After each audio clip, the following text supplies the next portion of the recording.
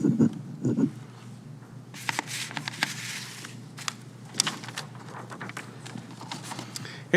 good afternoon, ladies and gentlemen, and welcome to the Governance and Priorities meeting for March 6th. And welcome to all our lovely people in the gallery and those that are watching via the town's live stream. Before I call the meeting order, just the FYI to members of the council, March 8th, which is 2 days away, is the International Women's Day. So it is an opportunity for us to celebrate and recognize the many achievements and contributions that women have made in our communities, in our province, and our country. And most of all, the contributions and achievements, improvements that they made in ourselves. So if you have the opportunity, make sure you take that day to recognize those females in your community, in your lives that have played a huge impact in who you are today. Members of council, there's the agenda before you. Deputy Mayor, please. Mr. Mayor, I move that the March 6 to 2023 Governance and Priorities meeting agenda be adopted as presented. Thank you. Administration, anything to add? Nothing to add, Your Worship. Okay, call the question. All in favor? That's carried. Moving on to number 3 is the public input session. This is the time that we allow residents to address and talk to council about anything that's not on the current agenda. Administration, has anybody registered? Your Worship, no one registered. Thank you. Anybody in the gallery like to address council on anything that's not on the agenda? See none. Number 4 is presentations and delegations. We have nothing scheduled today, so moving on to adoption of council or committee minutes, which is 5.1 is the GMP from February 6th. Councilor Plechko, please. Yes, thank you, Your Worship. The February 6, 2023 Governance and Priorities Committee meeting minutes be approved as presented. Okay, thank you, Councilor. Members of council, you had an opportunity to read it. Any errors, omissions, or questions? See none, I'll call the question. All in favor? And that's carried. Okay, moving on to number 6, business items. Today we have a couple updates. So let's start with 6.1, which is the 2022 assessment management update. Go ahead, administration. Your Worship and Council, tonight administration is excited to be presenting the 2022 asset management update. This is the town's 3rd major update on this area since 2019. Town administration continues to make excellent progress on understanding the town-owned assets, and this past year is a great example of that. The town will be presenting updates on a variety of items, including culverts, bridges, open spaces, sidewalks, and data tools that have been invested in this portfolio. While engineering is presenting it, I want to emphasize the valuable team effort that is taken from many in administration, including the town's finance and information technology teams from corporate services, as well as our operations teams from public works. Without further ado, I'll now pass it to our town's engineering manager, Alex Chepley, for his update on asset management. Go ahead, welcome.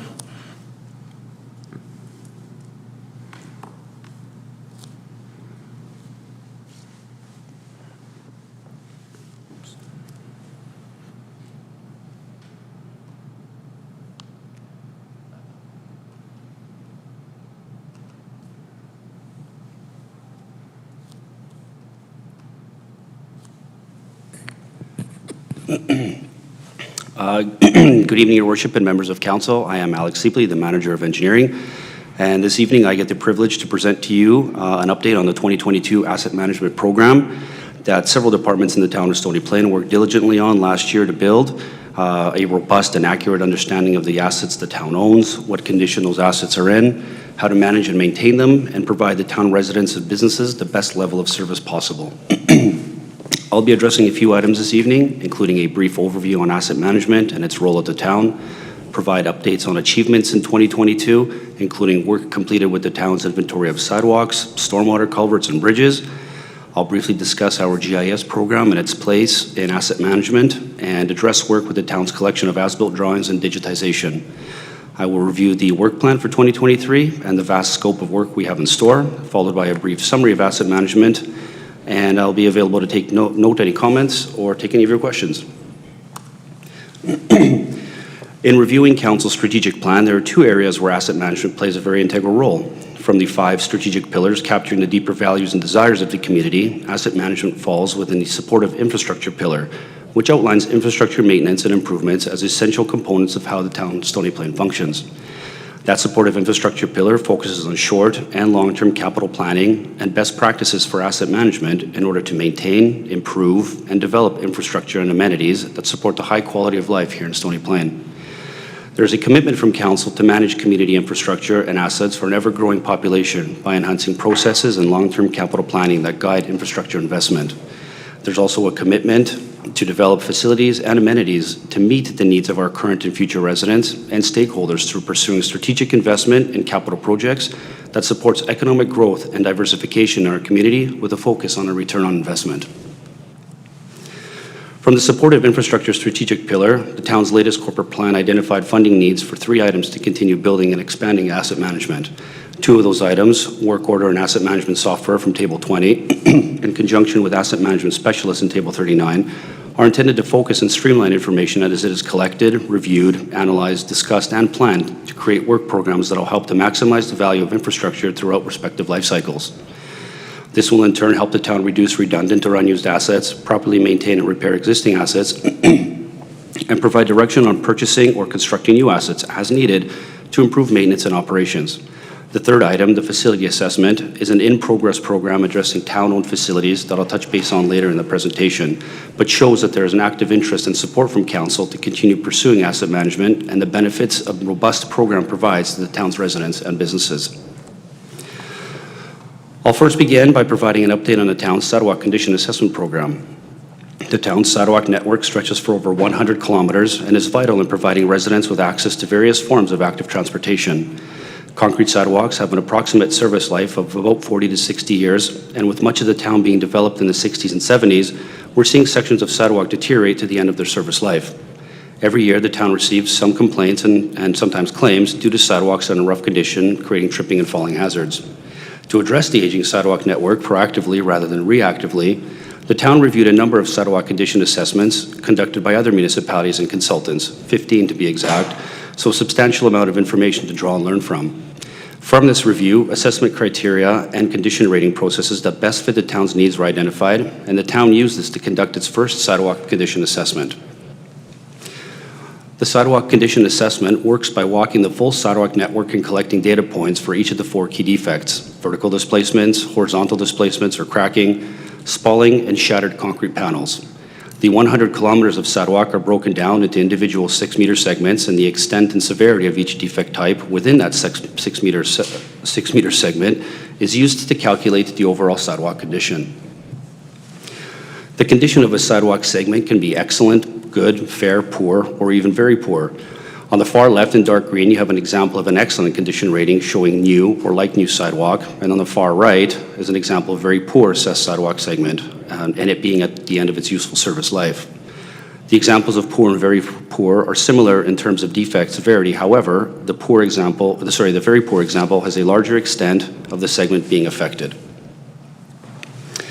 In 2022, there was a significant amount of work on the front end with creating the condition assessment system and building out the GIS applications to complete the work. Because of this, only 1/3 of the sidewalk network was condition rated. The remaining 65 kilometers will be assessed this year in 2023, and this full assessment will be completed every year, on a 5-year cycle. On that 5-year reinspection anniversary, we anticipate sidewalk networks inspections to be completed within 1 season. As mentioned before, the processes would already be in place, and now it's basically the speed of the assessor that dictates how fast the inspections are completed. Here's what the end results look like. You can see on the right a screen-captured image of a section of the Forest Green neighborhood from our internal dashboard viewer. This being one of the town's older neighborhoods, we can see a larger quantity of fair to very poor sidewalk segments. When a poor or very poor segment of sidewalk is identified, there's a photo of that section taken and linked to the GIS map. This allows for reviewing confirming conditions and can assist in reducing inspection redundancies, help confirm conditions if there are complaints from the public, and begin the process of discussing maintenance, rehabilitation, or replacement programs. Additionally, with this output, the town is able to understand current levels of service, better steer capital planning, and proactively mitigate safety hazards for active transportation users. Next, I'll transition to discuss the town's inventory of culverts and the condition assessments conducted. Here you see a collection of culverts at various locations around town, and all of them requiring a different level of attention. In most instances, functionality can be improved by addressing items at culvert ends, such as adding armoring to reduce or eliminate scouring, which you see in the bottom middle picture, placing new fabric and riprap to inhibit vegetation or clearing of vegetation, or clearing of vegetation to prevent choking of the culvert opening. The town recognized the need to create an asset inventory for culverts back in 2020. Prior to this, we didn't really know the full extent of how many culverts or what type of culverts existed within the town. In 2020, 286 culverts were located and surveyed, and attribute information was updated in the town's GIS database. In 2021, we continued with updating our inventory, and another 216 culverts were found. Provincial condition assessment guidelines were modified to create a basic internal inspection guideline. And then in 2022, our focus was on updating and expanding upon these internal guidelines to create a robust and practical program that would feed our operational work plans. The reason for modifying the provincial guidelines to better suit the town was that the provincial ones were meant for a specific classification of culvert called bridge culverts. These bridge culverts are culverts that span 1.5 meters in diameter or larger and usually convey higher volumes of flow. Inspection and condition rating criteria for these bridge culverts are very detailed, intensive, and look at specific structural components that are not relevant to a standard culvert. Looking at our own inventory here in town, over 95% of our culvert inventory doesn't categorize as a bridge culvert, thus the need to create our own internal inspection program. The town's internal condition rating process starts with the use of a GIS application that can be downloaded onto any handheld or mobile device. The inspector conducts the inspection while entering in the criteria in the app, which is then uploaded to the town's cloud-based GIS system. Software has been written that automatically takes the field inspection ratings and calculates the overall condition, which is then in turn updated real-time to the town's internal dashboard, shown on the previous slide.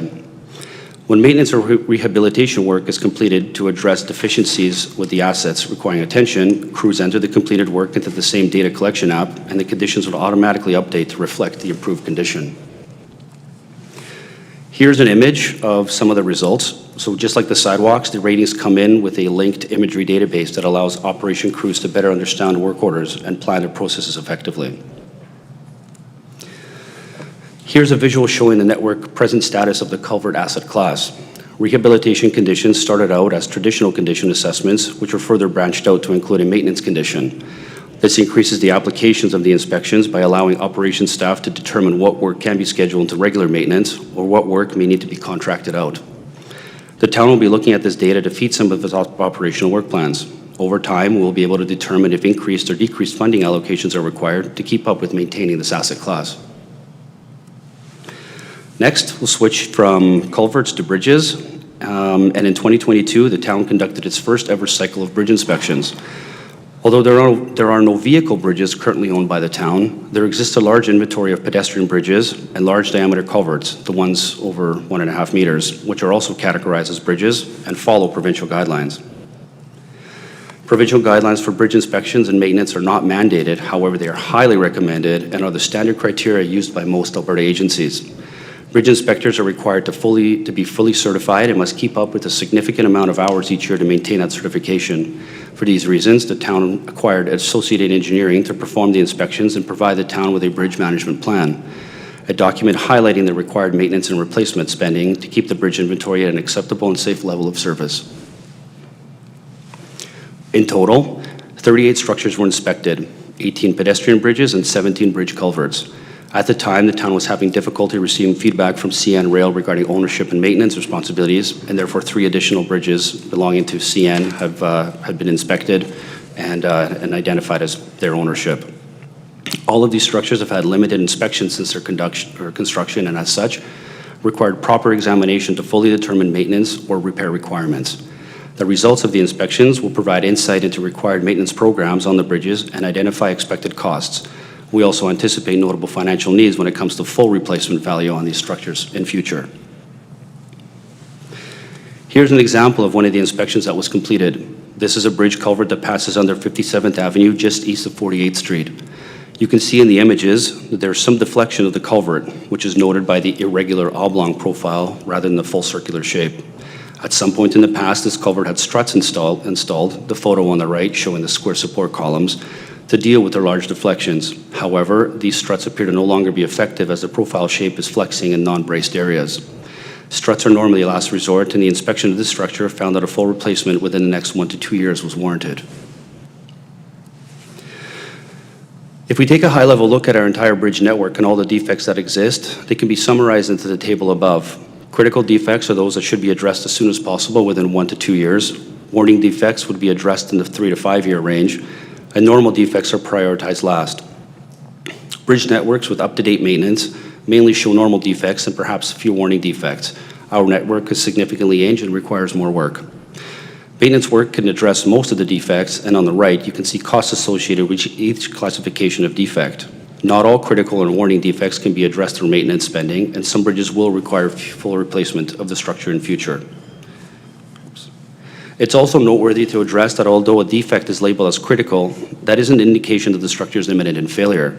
When applying a risk matrix, we consider both the severity and the likelihood of an event. And in these instances, the severity of a bridge collapse, or a bridge collapse in any event or in any situation, may result in injury or property loss, but the likelihood of an imminent failure is low. Structures classified as critical are placed at the top of our priority list, or would be placed at the top of the priority list, and require more attention to be focused on them. If we were to address these deficiencies or these defects within the recommended time frame, this is what spending would look like. Again, to reiterate, this is the maintenance spending and does not include full replacements. We need to review the data provided to us in the report from Associated to get a full understanding of the timelines and costs for full replacements. Moving away from the physical assets and work completed in 2022, I'll touch a bit more on the technology side of asset management. Collecting physical information is great, but it requires a collective location to reside where it can be uploaded, analyzed, manipulated, and managed to provide the outputs we're looking for when building maintenance and rehabilitation programs. The town acquired new data in 2022 to add to the GIS database that provides more functionality, information, and increasingly more sophisticated opportunities to review asset information and land features. The new data includes higher resolution aerial imagery, near-infrared imagery, and tighter LiDAR data. What you see here are two photos that are examples of the near-infrared imagery that captures information not visible to the human eye, but by amazing camera technology. The images are able to see impervious versus pervious surfaces, vegetation health and coverage, and wetland extents as just a few examples. Our GIS department is continuing to work with the new data and expanding our capabilities. It's imperative to mention as well that acquiring the software is only one and perhaps the easiest part of the process. The human power behind the scenes to integrate, understand, utilize, and teach these capabilities is immense, and I give much credit to our technology department for the challenging and long but rewarding work they have and will continue to do. Here's a screenshot showing the information gathered by the most recent LiDAR flyover. LiDAR is an acronym for Light Detection and Ranging, which is a data collection method that scans surface features and collects information via millions and millions of individual points. The town hired a company that flew an aircraft with specialized equipment to gather information, process the data, and then we'll receive the color cloud you see on the left. The colors distinguish varying elevations and certain other features. The company then also uses sophisticated software with deep learning and artificial intelligence to assign points onto actual features. On the far right, artificial intelligence recognized trees from the point data and placed an orange dot where it believed an actual tree exists. The results are amazing, but a human component is still required to ensure the AI is correctly assigning points to actual features. So the information is reviewed here in-house by our GIS staff to ensure completeness and accuracy. Another feature available for use is the ability to view actual and refined stormwater drainage flows around town. In the image above, surface drainage water moves along the lines from lighter to darker. So in Town Hall, you can see in the middle, away from the perimeter of the building, the lines get darker as you go further out. And the darker ends begin to converge to form the basis of major overland flows. And from this model, we get this model, which now shows converged lines from the previous slide as blue lines along with flow direction arrows. So using technology, we can see surface drainage and how it functions without having to wait for an actual storm event. The model continues to evolve with ongoing improvements to its performance and accuracy, and of course an actual storm event will provide the most accurate info, but these models are a good basis for staff to begin addressing concerns brought up by residents or businesses and allow for work during months when there is no actual rain. Here's a slide showing the extent of information collected by one of our engineering co-op students in 2022. The student walked the town's park network with a handheld device and input all of the found assets one by one. Like all identified assets, the human power required to collect the data is extensive at the onset. The resulting list here provides an inventory of assets that do or will require attention over their life cycle. Having access to lists like this can help staff manage better garbage pickups, manage inventory of materials and equipment, review asset conditions, and assign maintenance schedules accordingly. Another example of data collected is from the town's playgrounds. Here is a slide inventory, and it shows a diverse collection between not just materials, but also shapes and styles. Please note that the lowest condition rating found is fair, which from the rating guidelines indicates the equipment is functioning fine, but its appearance is showing signs of wear and tear, perhaps something like paint flaking off. Lists like this provide the opportunity to identify if any type of asset may be missing from playground inventory and can be considered for addition in future or when constructing new playgrounds. In 2022, engineering co-op students also reviewed and scanned the town's large inventory of paper drawings into digital versions. This not only helps to eliminate large volumes of paper and reduce required storage space, but also provides more secure locations for keeping invaluable construction records that can be relied on time and time again without loss of information. These days, when a capital or development construction project is completed, we require the consultant or contractor to provide digital drawings that could be more easily integrated in the town's GIS database. Manually added attributes, including elevations, material types, and sizes, provide an unparalleled level of easily available information to engineering and operations staff. But because of the age of paper drawings or just methods used at the time, remembering that in a lot of instances this infrastructure was installed 30, 40, 50 years ago, some data may be missing or incorrect. Because the digitized drawings are now available on handheld and wireless devices, once they're visually confirmed, measured, and inspected in the field by operations, engineering, or contractors, the attributes can be revised in real time, uploaded, and be available with more reliable information. Engineering co-op students have been an invaluable asset, no pun intended, in assisting the engineering department with some of their previously discussed work. Students will provide invaluable information as we continue to build a strong asset management program for Stony Plain. In 2023, students will work to collect surface utility information to verify and improve reliability by accurately locating appurtenances such as manhole covers, water valves, and catch basins. We know these features exist, but they may be offset from GIS to where they're actually expected to be, perhaps several feet or meters. And using GPS instruments, we can locate these more precisely. Additional work includes continuation with the sidewalk condition assessment and completing the remaining 2/3 or 65 kilometers this year, as well as the ongoing digitization of paper drawings. 2023 will also see the next iteration of the 3-year pavement data collection cycle, which continues to support strategic pavement management decision-making. Utility asset management system will see co-op students collecting data as they have been for the past 3 years to continue building the foundation work for managing and supporting our aging underground utility infrastructure system. The bridge inspections will continue as we deepen investigations into structures reaching end of life. And finally, work will continue with the facility condition assessment, which I'll touch base on in the next slides. So going into a little bit more detail about the facility condition assessments mentioned in the previous slide, Stony Plain owns many structures, all of which are in different states of use, age, and have varying maintenance and replacement considerations. These assets are visible, modern, and historic reflections of the town and require long-term plans to optimize their usage and longevity. Each structure has unique requirements, and a thorough inventory of asset conditions will help ensure individual facility-related actions are based on accurate priorities. Not only will this help keep our building assets in good condition, but should help eliminate the guesswork and reduce or eliminate the potential for mismatch between perceived and actual funding requirements. The plan is to have all town-owned buildings inspected and their individual conditions reported through a facility conditions index by the end of 2023.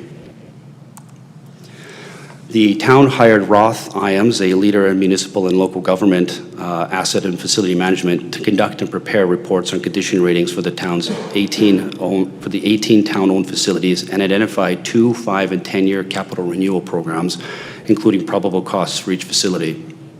Many important building elements are being inspected with specific interest in components like exterior perimeter drainage, structural foundations, roofing and exteriors, and plumbing, heating, cooling, and electrical systems. Report findings and funding requirements will be required to create maintenance and replacement programs intended to optimize the physical condition and value of these assets and help to develop capital budgets and prioritize internal and external resources accordingly. One final item to address is the update to the asset management policy scheduled for 2023. The policy was last updated and approved by council in 2019, and here we are 4 years later. The purpose of updating the policy is for several reasons, including to ensure the town has the correct scope and focus on the vast inventory of corporate infrastructure assets, that the responsibilities of council and administration are consistent with the vision for establishing, approving, implementing, monitoring, and maintaining correct levels of service and asset conditions, and to address environmental stewardship, minimize risk and liability, all while ensuring fiscal responsibility. The next update after this year will be scheduled for 2027. So in closing, asset management is complex and diverse. The complexities of surface features, the things we can see, vary so much, but underground infrastructure is even more challenging because of things we can't see happening beneath the ground yet. We will continue to grow asset management capabilities and build up a comprehensive asset registry with condition ratings. We will continue to seek efficient and improved ways to collect, analyze, and utilize data and integrate continually improving software into our methods. We will explore funding opportunities for managing and maintaining assets and improving levels of service. The goal here is to use data to plan and prioritize capital decisions and grow programs by being proactive rather than reactive. The more we know, the better we can prepare and plan. And as a parting thought, I want to emphasize that asset management is a people process. There are instruments and programs that help streamline the work, but it's the human power behind the scenes that really makes this happen. I want to thank all of the administrative staff from many departments that have the collective vision of how great we can really be as we continue to know more today than we knew yesterday. And that concludes my presentation. And I welcome your questions and comments. Right. Thank you for the presentation, and definitely very, very informative from what we've seen in the past as members of council. And as you mentioned, this is to gather that information so that we become proactive instead of reactive in terms of the way that we budget in our community. So excellent report. Members of council, any questions for clarity and understanding? Councilor Hansard, go ahead. Deputy Mayor? I'm quite sure, Mr. Mayor, there's a question in here. But I do want to say that it was nice reading this report because it tells me somebody's keeping an eye on all this stuff. I have been told numerous times, it's all fine and good to build new stuff, but are we looking after the things we've already created well enough? So I was very happy, even though some of this, like 13 critical, are these bridges, 13 critical? I hope I'm not walking on any of those bridges. But the culverts and all of that, it can be a little bit overwhelming when we see this. When you see the one picture of the great big culvert with the post down the middle, you use the word collapse somewhere in the description around when you know things have to be redone. Was that an example of a bad bridge, or was that just, a culvert, or was that just to show us how they're supported and the kinds of things you're looking after when you're inspecting culverts? Go ahead, administration. Through your worship to the Deputy Mayor, that is, I guess, the worst case scenario that we've seen. Struts like that is the lifespan of that culvert has basically reached its end of life, and so we don't find that very often. That is, I believe, the only unique example that we have of that. It is under 57th Ave, so there is vehicle loading on top of it. So the strut does provide an element of structural stability, but it is something that is a unique case, and it was surprising to us when we went in to do the inspection to find something like that. And then I have a second question, totally different subject, page 20 of 65. This had to do with, let me get back there so I can remind myself what the question was. Oh, when you show the green and yellow coloring along the way, green means that the sidewalks are in good shape. The yellow means they need attention. I was really quite surprised that forest green seems to be rather brilliant yellow. So that means that we have a lot of old sidewalks there that need looking after, correct? Through your worship to the Deputy Mayor, that is correct, yes. And then the question out of all of this is what is the gray color, where there's nothing noted on any of those subdivisions? I noticed that most of them seem to be a bit newer subdivisions, like Westera, High Park, Willow Park, but the Glens is an older neighborhood, the Glens and Heritage Estates. Has all the work already been completed there, or what's going on with those neighborhoods? Through your worship to the Deputy Mayor, everything that you see in gray there has not yet been inspected, and that's in the plan for the 2023 work year. So the reasons that we chose, there wasn't any particular reason why it was omitted. It was just an opportunity because the program was being constructed in 2022, as far as sorting out, making sure that the equipment, that there was the inspection, the defects were noted, the assessment criteria were basically building the plan took a little bit of time. And so because those areas are the closest to I guess, Town Hall, it was easier for the students to leave from this area and go walking in those areas. I know that down a little bit further south in Genesis Lake, it just provides a level of understanding between where the new infrastructure is in Genesis Lake versus the old infrastructure. But yeah, there wasn't any really particular reason why only certain areas were addressed. To build the program, it was easier just to do it from around this location then. But the remaining 65 kilometers and 2/3 will be done this year. Okay, and then one last question, Mr. Mayor. I noticed on that particular map on page 20, everything cuts off south of the railroad track. Meridian Heights, if I'm reading the map correctly, Meridian Heights, St. Andrew's Place, Meridian Cove, that area up north of Meridian Heights, none of that is noted. Is that because it just didn't show on this sample map, or those areas are, I know we're doing work there because I see it going along the way. I'm hoping my street's going to get some attention sometime soon. But I'm just wondering what's going on with those neighborhoods.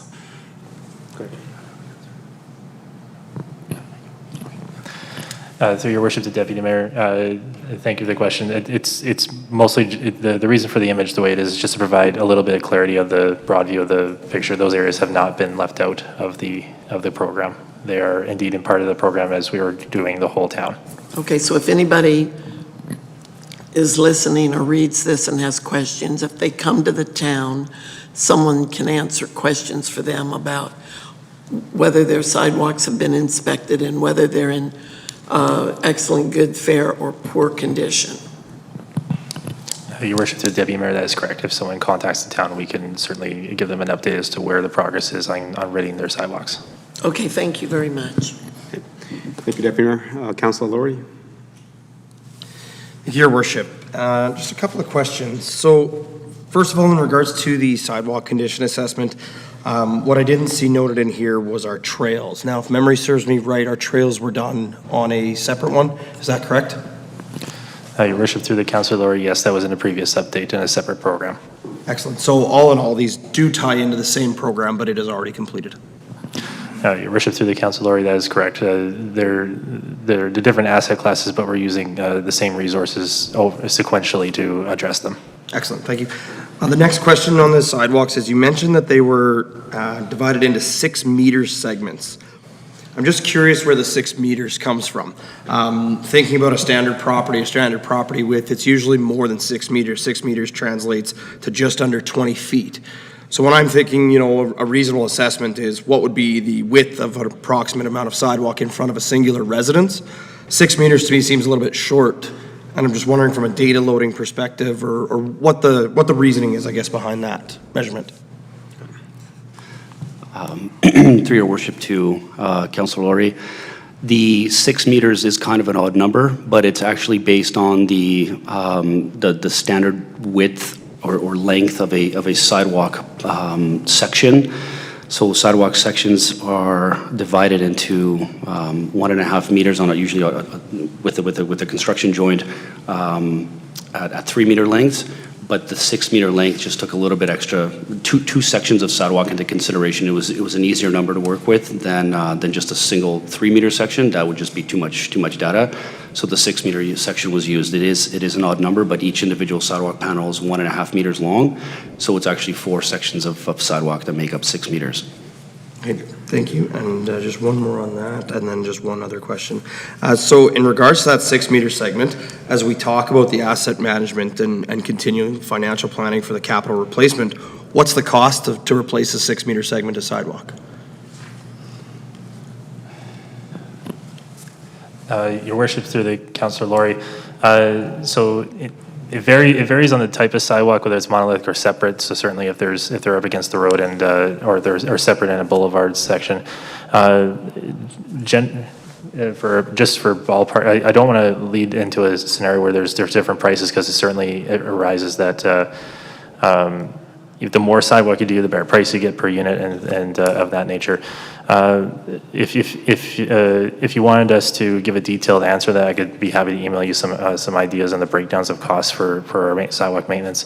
However, know that this allows us, breaking them out into 6-meter segments like this, like the engineering manager is presenting, it allows us to standardize and properly plan for when we do scaling programs. We're doing a lot of sidewalks with this data, or we're doing a little bit of sidewalks.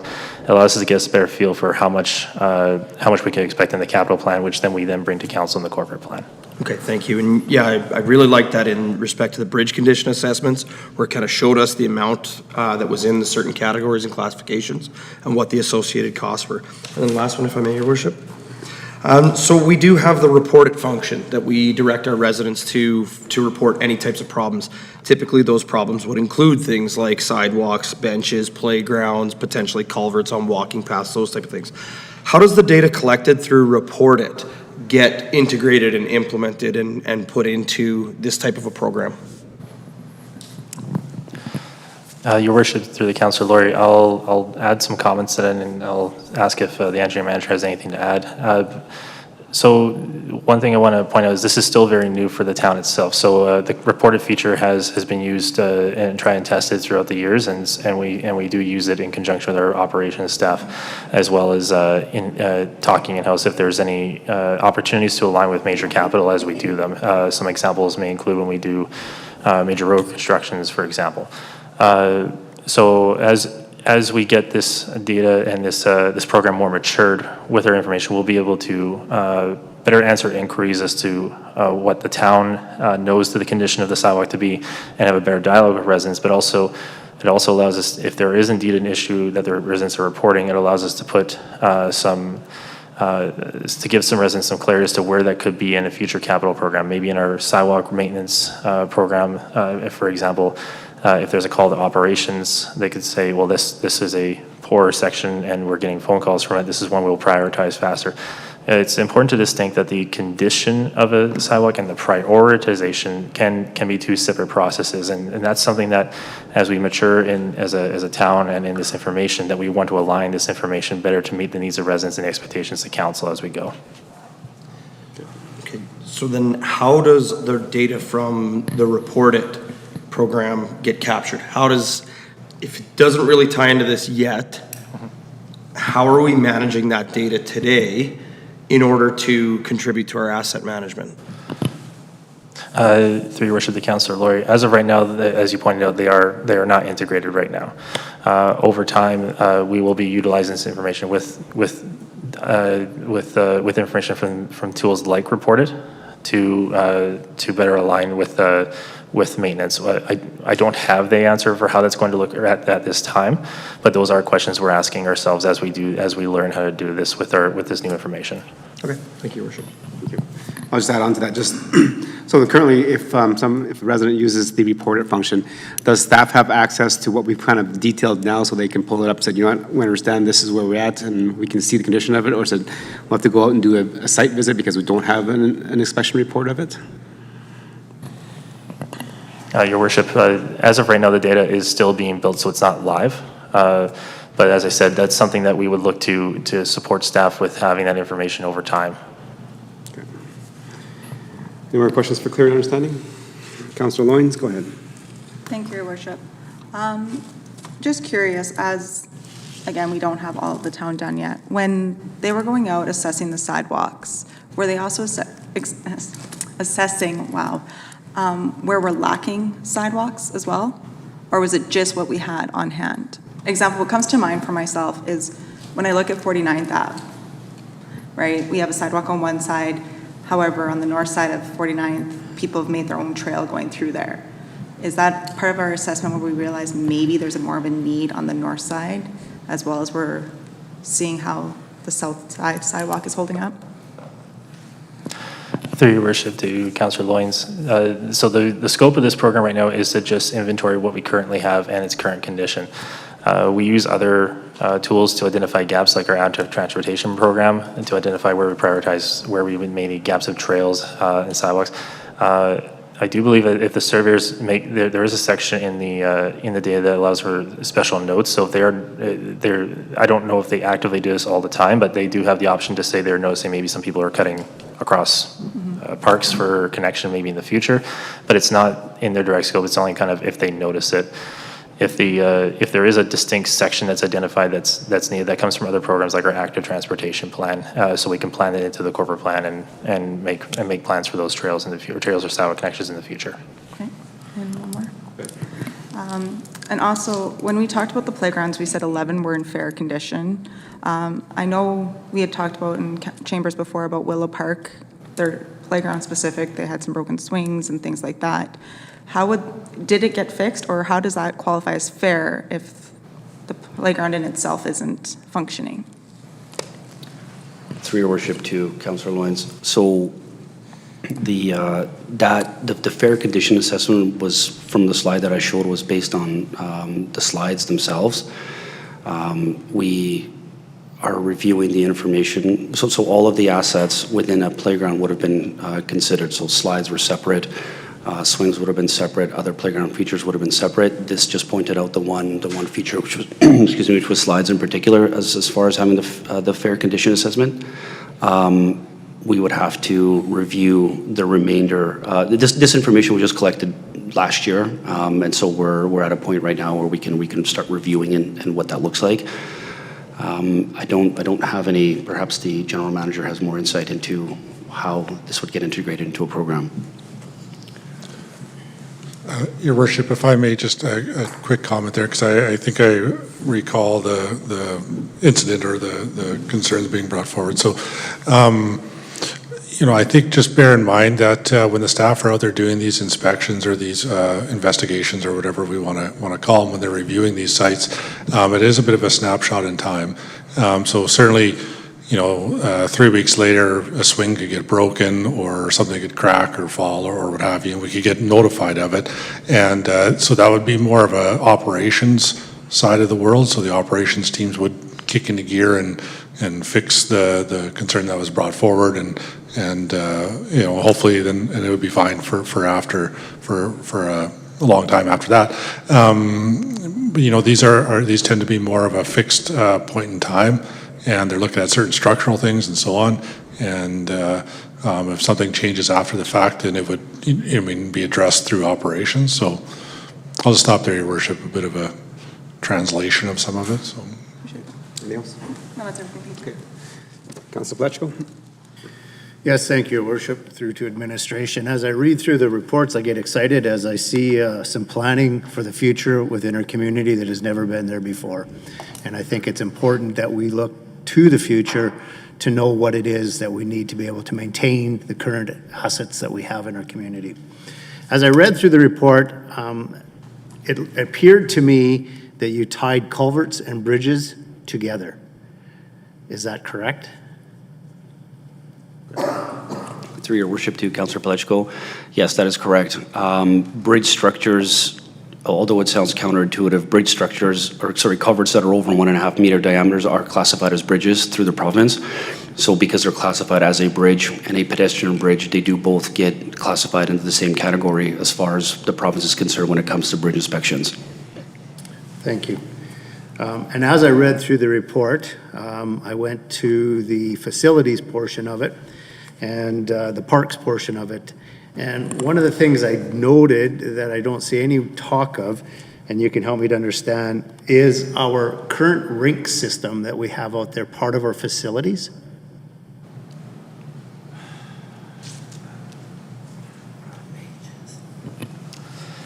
Through your worship, the councillor. It's just a general question. Through your worship, the councillor Pledgko, for clarity, you're asking if the rinks are part of the facility condition assessments? That's correct. In this, I'll ask the engineering manager to clarify if that's the case.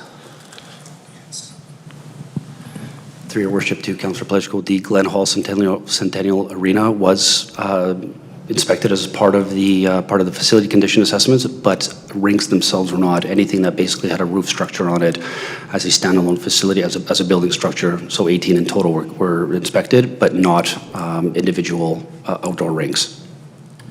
So I'll further my question then. I'm just wondering why the rinks would not be included in a facility maintenance. It's a part of our structure, it's part of our assets, and they are in, lots of them are in great need. Some of them do have existing buildings where they can go and they can change. There's shacks there and stuff like that. So some of them have asphalt, some of them have just grass, and some of that is in great need. So at what portion of this asset management will they become part of it?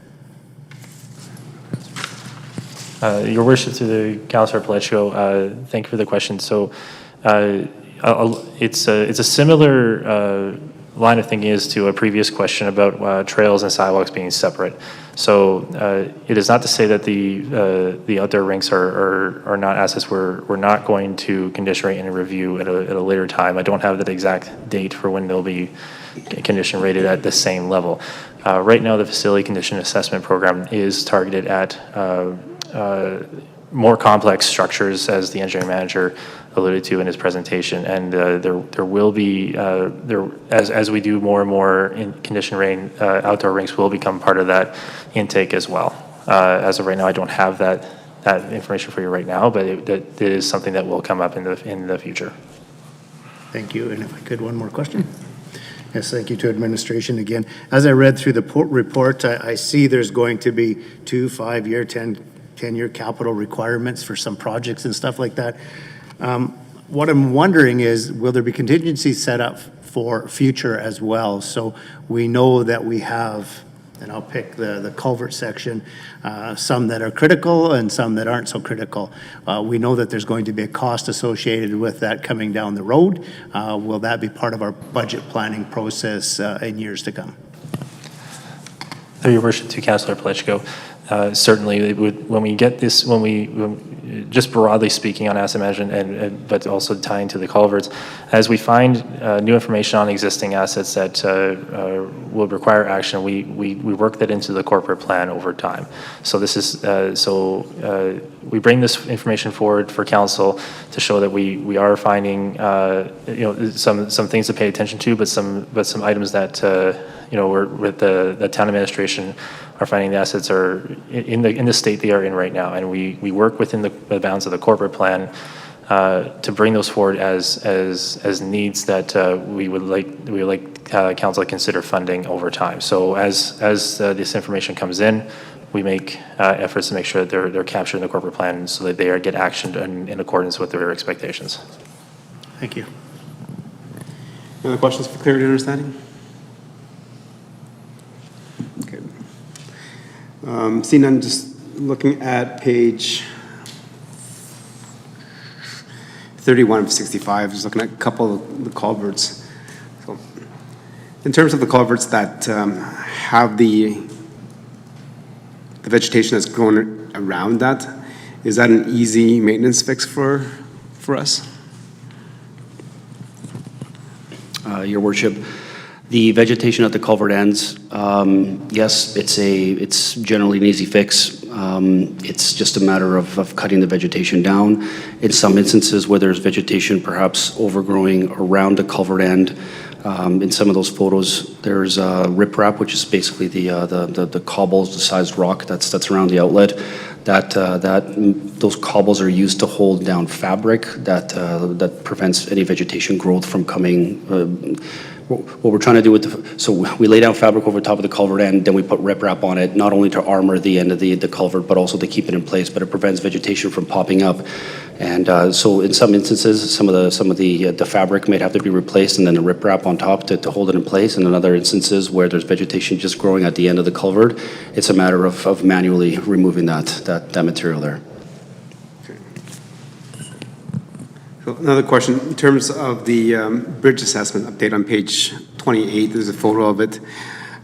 In terms of vegetation underneath the bridges along the waterways, in the past, administration has provided feedback that there be a certain setback from the creek that we do not mow so that we protect the slope of the water there and also allows wildlife and natural environment to grow up there.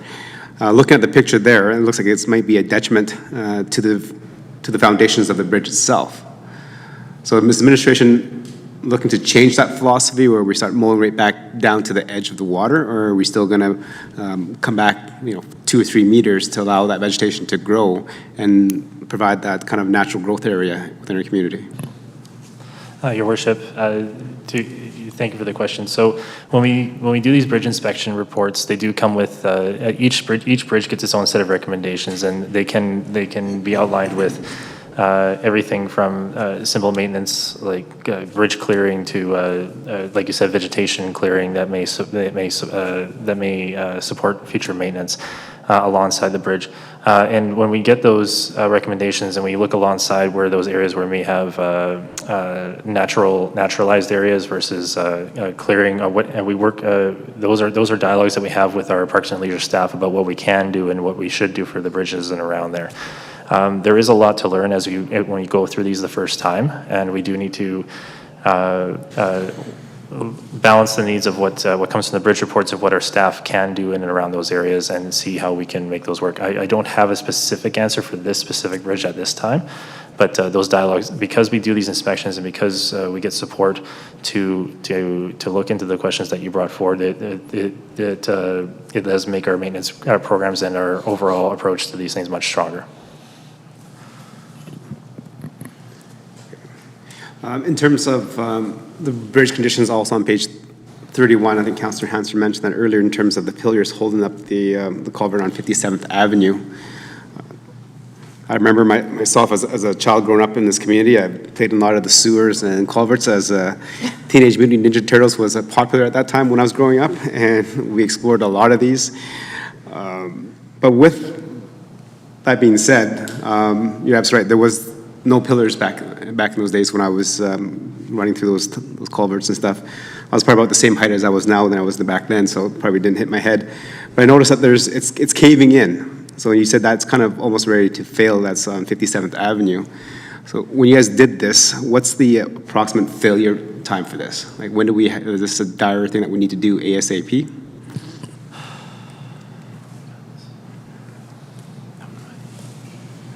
Your Worship, the report suggested that this bridge culvert should be addressed within the next 1 to 2 year span.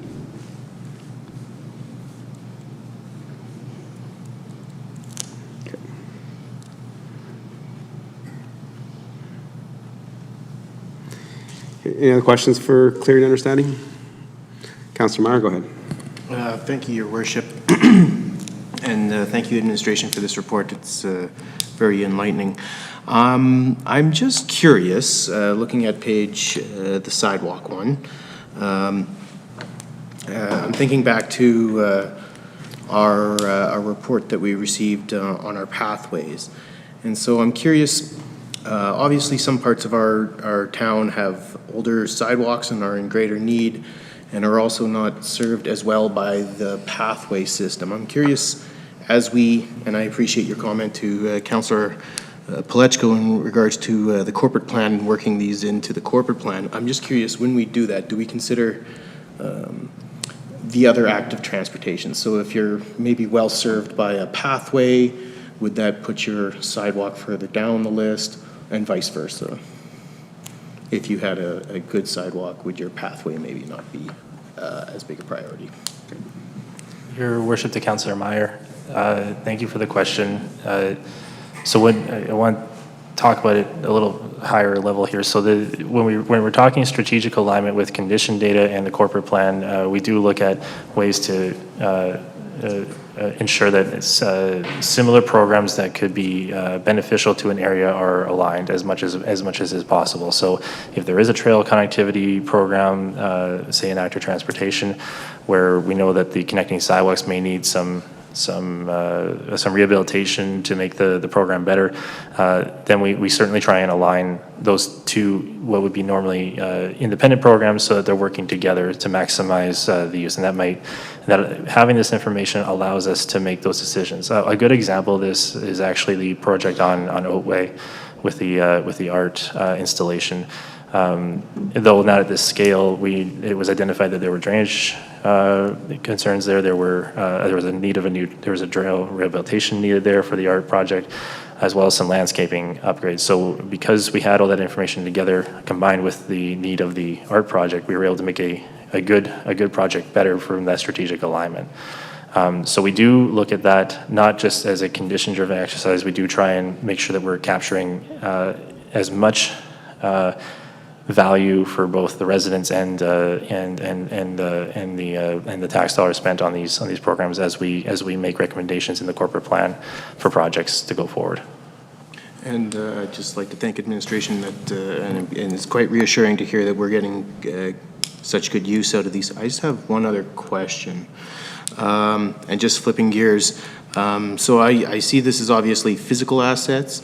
I'm just curious, as we head into the future, I notice we spend more and more on software and the like. Now, I'm not specifically talking about this software, but just all software programs that the town uses. Are we looking at any point of assessing those and having an asset management plan in regards to the town's software?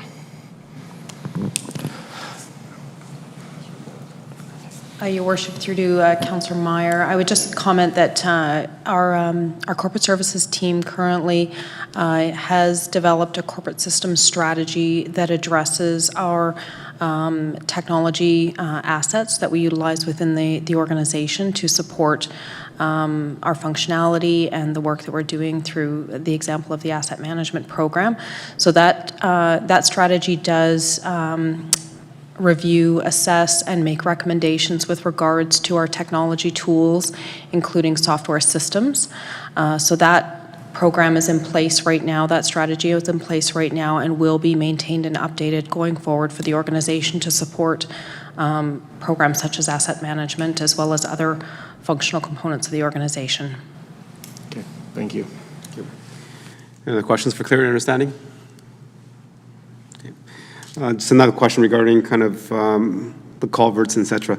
I think this is a great tool for us to have, and I think going forward with Town Stony Plain, we'll be lucky to have this as we kind of plan out the future and the repairs and maintenance. In terms of the culverts and the waterways that we have in Town Stony Plain, I don't see any mention about the maintenance of those waterways. So my question is, how often do we maintain and dredge those waterways like Whispering Waters, Adam Creek, and all those areas that walk through town that take stormwater and surface water outside of our community? Your Worship, with respect to the dredging, or I guess to talk about waterways in general, those are things that are actively monitored by two departments of Parks and Leisure staff and infrastructure assets. I believe the last time we dredged the creeks was, and I'm going off memory here, pardon me, I believe it was 2020 or 2021, and they're actively, I guess, inspected by staff to see if any additional work is needed. I don't believe there's an annual cycle that we do a full dredging. It's only as needed or as reported. That's something I could certainly go find out and circle back and give council a more formal answer on, though. I appreciate that. I think many of us were around in 2019 when we had those two torrential floods in July, and some of that was due to the backup and also culverts being blocked, et cetera, and also the fact that over time sediment does build up, garbage does build up, even the natural areas where dead grass comes to to the entrance of the culverts. That creates that blockage there. Right? If we're not on top of that, then we have the increased risk of overland flooding within our community. Any more questions for clarity and understanding? See none. Councillor Loynes, please.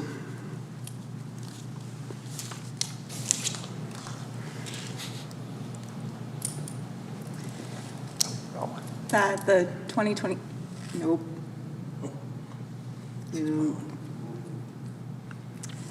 That the 2022 asset management update be accepted for information. Thank you. Members of council, any questions, comments, and debate on the motion to accept? All in favor? That's carried. Moving on to 6.2, which is the 2023 waste progress update. Go ahead, administration. Your Worship and Council, tonight we have the town's infrastructure assets manager here to present updates on the solid waste portfolio. This presentation covers a lot of ground in the solid waste management of the town, from diversion, traditional solid waste, shred it, and the recycle center. All these services have a direct interface with residents. The town's asset manager has has accumulated a great deal of information here to provide a very good discussion tonight. So without further ado, I'll now pass it to Dean Carniff, our infrastructure assets manager.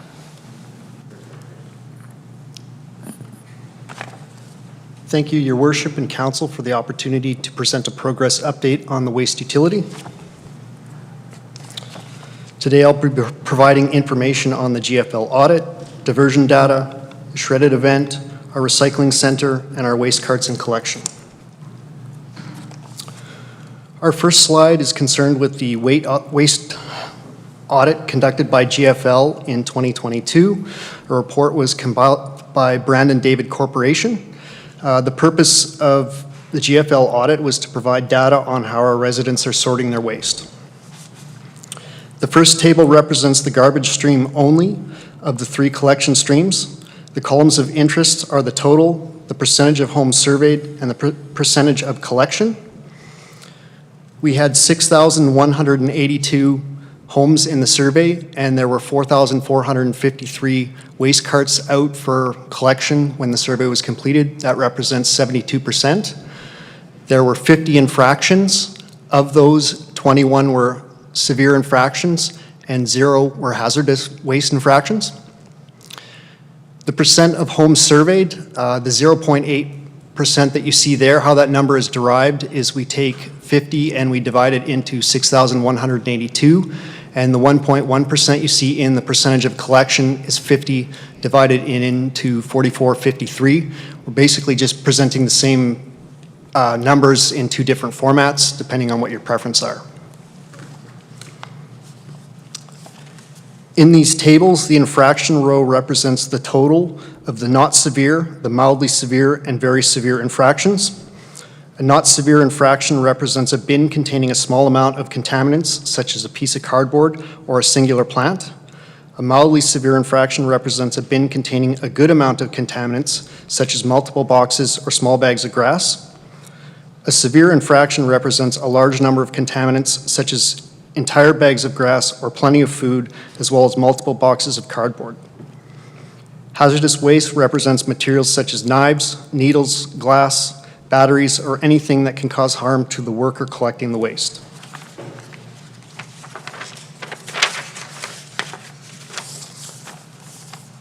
This slide focuses on carts collected for the organic stream only.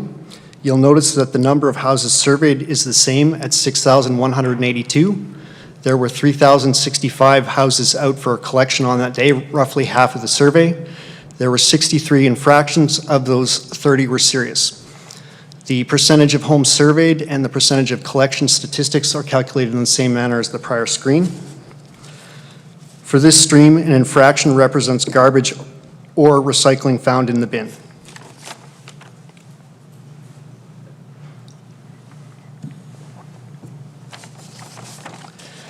The third slide focuses on the recycling stream only. You'll notice that the same number of houses are surveyed at 6,182. There were 2,050 houses out for collection during the survey, representing approximately a third. There were 104 infractions. Of those, 65 were serious, and there were no hazardous waste infractions.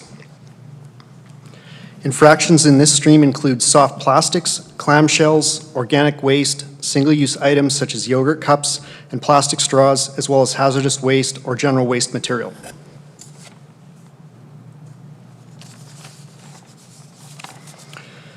Diversion data was requested by council in the past month, so we're using this opportunity to present some comparables to council. Stony Plain had a 48% rate of diversion in 2022. That rate is based on single-family curbside collection. We had a 55% overall rate, and the 55 number includes diverted materials that were collected at a recycle center, so it'll be naturally a higher number. Spruce Grove had a 51.1% diversion rate in 2016, 47.6 in 2019, and 46.6 last year. Parkland County's rate last year was 20%. Edmonton had a 36% rate in 2018 before they had organic carts, and that's based on their single-family collection. In 2021, that number is 32%, and their total rate for 2021 was 27%.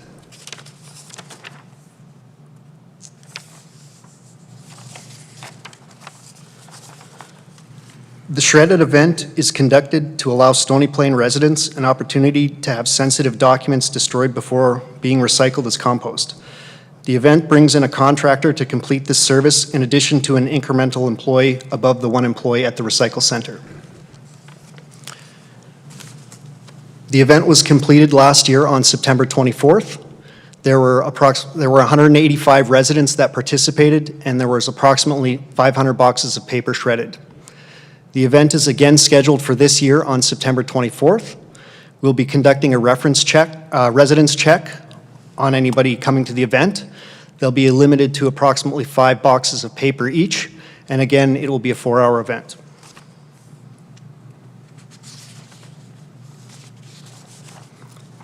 The town employed Danielle Boulot as a summer student in 2022 to complete a study of recycling centers in the Edmonton Capital Region.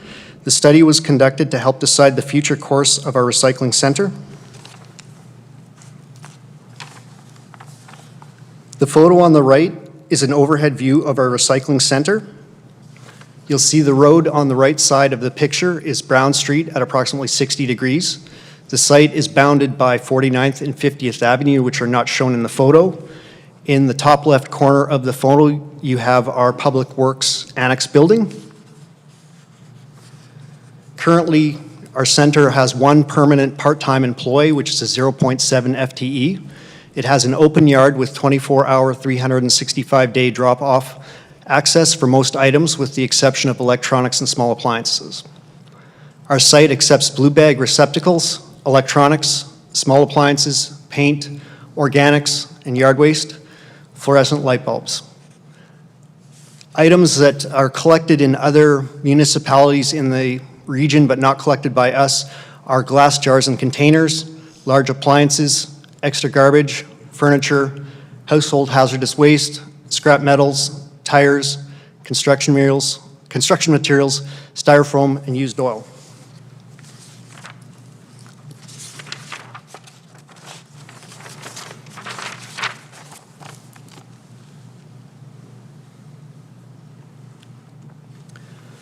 On this slide, the photo on the right is a revised layout as created by our student, showing a possible future layout that accepts additional materials as identified in the previous slide. The map also shows a conceptual fence around the side in light gray, and yellow pins represent possible security cam locations. The layout here is conceptual as created by our student, and the actual layout will not be as shown. The fencing here encloses the site and eliminates our 24-hour access, which we do not want to do. We would propose to enclose sensitive areas only, such as electronics, which suffer break-in attempts. We would hope to make a couple improvements for 2023 and 2024. For 2023, we would like to add tire recycling as a pilot project. It would be a no-cost implementation for the town. We'd like to add limited fencing and security cameras, as already mentioned. We would conduct that within our existing budget limitations. For 2024, we'd like to add household hazardous waste, potentially a scrap metals reuse program, potentially adding extra waste drop-off services, and adding styrofoam recycling and completing any fencing and cameras that we were unable to complete in 2023. This slide discusses our collection carts for single-family collection. Our current state, we have 240-liter garbage carts. Those carts are owned by GFL. We have 240-liter organics carts. Those carts are currently owned by the town. And we have blue bag recycling where the residents supply the blue bags. The study completed by our student also identified that the town was the only municipality in the region other than Leduc surveyed that did not offer a choice in the size of waste carts to our residents. For a possible future state, I would like to clarify that a plan is not being enacted. This only represents potential changes. A change in service will be brought forward in the utility bylaw review and the fees and charges bylaw before any implementation takes place, if any changes take place at all. A future state could include 3 carts of 3 sizes, 120 liters, 240-liter, and 360-liter garbage cart options. Organics and recycling would not change. To do this, the town would need to determine charge rates for the new cart sizes, and the town would need to consider purchasing new waste carts. Next steps, council accepts the waste progress update. Implementation, administration continues to implement waste initiatives and reporting. Administration continues to report progress on an annual basis.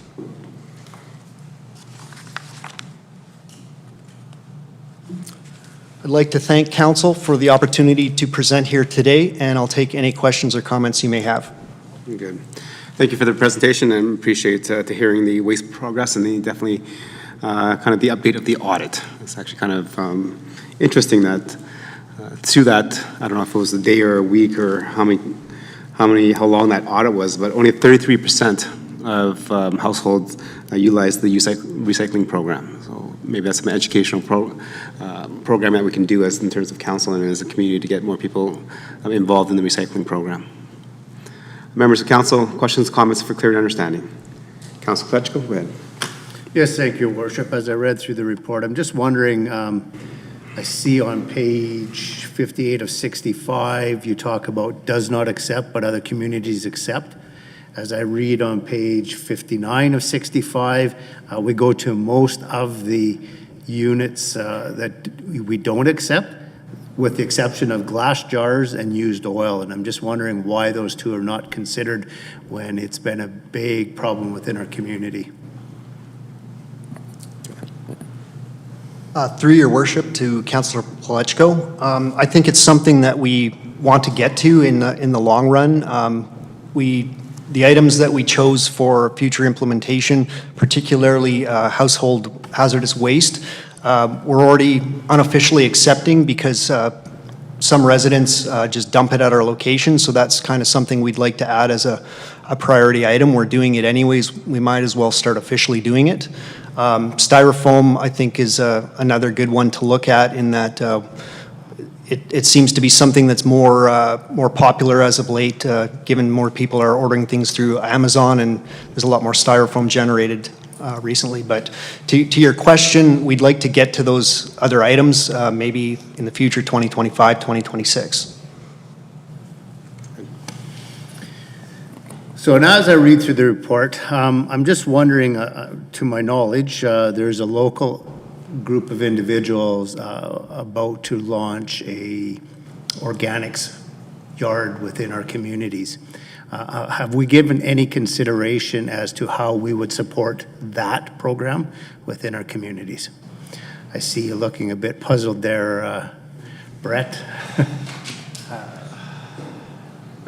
So currently, I think, Councilor Fletchko, that individual or that company that is looking at setting up a organics facility, definitely, if that's something that does set up and they want to consider taking the organic waste from the town swing plan, then that'll be a conversation or a letter that is submitted to our staff so that we can talk about it. Right now, there's nothing been officially directed to our staff. So if they wanted to use our waste or organics, then that's for them to come and say, here we go. Because that officially has not yet come to council or to administrative staff yet. Yeah, Your Worship, I could maybe add a bit there. I think if the question was along the line of an industrial scaled organic recycling or waste to energy or something like that, yeah. So over the course of my time, there's been different iterations of that technology, so to speak, potentially being set up in the Edmonton region. Yeah, I understand there's some maybe more local interest or scoping of a project like that. I know that the City of Edmonton, I think, has an RFP out at this specific point in time as to proponents to build something like that. So we're often approached at a corporate level too about these sorts of initiatives. I would say, easiest way to sum it up, we're always there to listen, talk, understand more. If something was to make sense, we would certainly be involved with it. So, thank you. I look for that project, if it comes to fruition, for some local, instead of having to ship it all the way to Edmonton, then all the way down to Camrose. Councilor Loyens. Thank you, Your Worship. Just a quick question in regards to the infractions that were noted in the reports. How many of those infractions actually received the little pink slip on their bins or on their blue bags? Through Your Worship to Councillor Loyens, the ones that were severe and moderate would receive the card or the tag. The ones that were of the lightest would not. Okay, thank you. Deputy Mayor. Thank you, Your Worship. A number of years ago, when our recycling program first kicked off, we did take glass. And I was always careful to wash, just throw it in your dishwasher, your glass jars and so forth. I must admit, even though we've not had glass be part of our recycling for years, I give my jars a rinse. I put them in the dishwasher, and then I put clean jars in the garbage. And I do that because I do believe the day will come when we will actually be mining our landfills. Maybe not in my lifetime, but I think that could happen. And that when we go to look for natural resources, it doesn't take rocket science to figure out that we have a wealth of this stuff buried in our landfills. And all we have to do is turn over dirt. Yes, it will be a messy job, but it's there. And I do believe that that's a source in the future for some of these things. It still bothers me, though, to put things like that in the garbage when they were indeed part of our recycling. A number of years ago, we were told that glass was not accepted because the facility to do the recycling was in the east, and large stockpiles of glass, broken glass, they would break it so that it would compact and store easier, that these were accumulating so that they could be shipped, scooped up and put on trains or whatever and shipped, but that there was nothing, no facility that was actually processing the glass. If people can just be told the why when things change, I think it alleviates some of the frustration, because when you bring everybody on board with certain things, we had groups, council participated in going to schools and showing up at various events so that children could be taught what was the recyclables, what was organics. Then they would go home and teach their families. Many people often said our children taught us how to recycle because it went right into the schools. I've said before, I'll say it again, and I'll say it probably several times before this term of council ends. We need to go back to another educational program because we've had a lot of changeover in our community. A lot of new people have come here, and some of the people who received this education in the past are no longer here, and others have taken their homes and moved into our community. So it would be good if somewhere along the line, not too far in the future, we could look at embarking on a new campaign to reteach the things we taught before. I'm wondering if that is something that would fall under the general managership or under the managership of your department, or if that is something that has to be generated out of communications, or what? How would that come about? Pardon me, through your worship to Deputy Mayor, thank you for the question. Talking broadly about the education, you're absolutely right. The ways that the recycling habits and access to resources has changed a lot, even as many of us have grown up with it, and grown up with those that have taught us, as you brought up. So as we introduce new services, there's always an opportunity for us to work in our internal resources to provide information to residents and some forms of education, whether that be whether that's information available through the town's website on the services we're offering, how to use them. And there's also opportunities, Your Worship, through through dialogue with residents as they call and to explain how we have to sort the goals of our waste diversion and to allow people to understand why there are different cart options and the recycling bins. I know it's when I've spoken to residents in the past on this subject, it used to be one way, now it's a different way, and there's a dialogue there of what we're trying to accomplish, as you mentioned, to improve, to do better with our solid waste programs in the town and regionally as well. So is it outright said in here? No, but it's a component of it that comes as we change our services and as our services evolve with anything that we do. Thank you. Any other questions, clarity, understanding? Councilor Lowry, go ahead. Thank you, Your Worship. Just 4 questions that I went through on here. Starting on page 52, what I found very interesting is that there was only 72% of homes placed out for collection. That's 28% of homes, almost 30% of homes, didn't even put their bin out for collection. I know it wasn't necessarily the purpose of this audit, but were there any indications given as to why almost, over 25%, over a quarter of residents didn't even place their waste bin out for collection on their designated day? Your Worship, through to Councillor Lowry. I would have to say I was surprised at the number as well. I have talked with Spruce Grove, and they've conducted a little bit different survey, but they have a similar number, and their number is 80% when they completed it. So I would say, to me, 80% is low as well. So there could be a bunch of factors that I'm not aware. There might be people on vacation. People may not actually put out every week. I can say personally, I don't put out every cycle as well. So there could be a bunch of factors, but I would agree that number appears low, but there could.